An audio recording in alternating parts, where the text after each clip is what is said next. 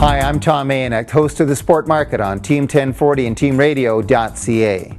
While the year 2010 was highlighted by the Vancouver 2010 Olympic Winter Games, the FIFA World Cup in South Africa, and the Commonwealth Games in India, not to mention above-average years on and off the fields of play in North America in the NFL, the NBA, Major League Baseball, and the NHL, it appears that 2011 is headed down a very different track.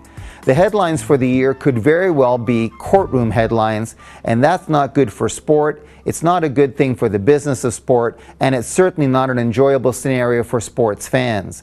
The biggest juggernaut in North American professional sport, the NFL, has locked out its players, and the labor dispute could very well head into the courts and potentially disrupt the 2011 season, which is absolutely unfathomable coming off the record 2010 campaign and the most watched Super Bowl in history.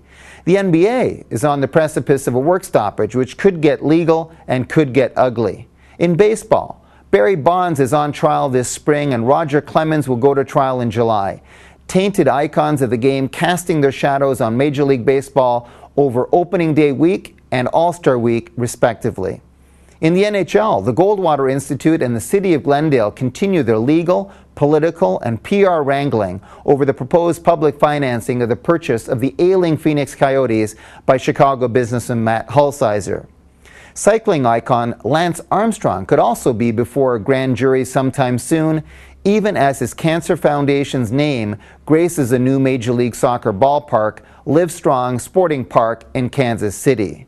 It's a series of sport business storylines which show the underbelly of pro sport at its worst. If the cluster of court cases and labor disputes does anything, it puts a premium on leadership to avoid the bad policy making and bad previous decisions which created most of the sorry messes in the first place. The only way through these courtroom soap operas is, unfortunately for sport fans, through them. If there was a guarantee the sports involved would come out the other side stronger, it might even be worth it. That could still happen in the case of the NFL. The NBA could wind up with a better economic model and more competitive parity, and the NHL could be strengthened at its very core with more franchises in places that care. And for baseball and other sports, maybe even performance-enhancing drugs will go the way of the dodo bird and result in healthier, safer, cleaner athletes.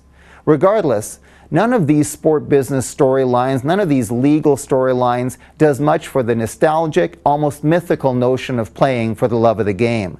The more the games are played out in the courtrooms, the more remote that notion. That's plain to see.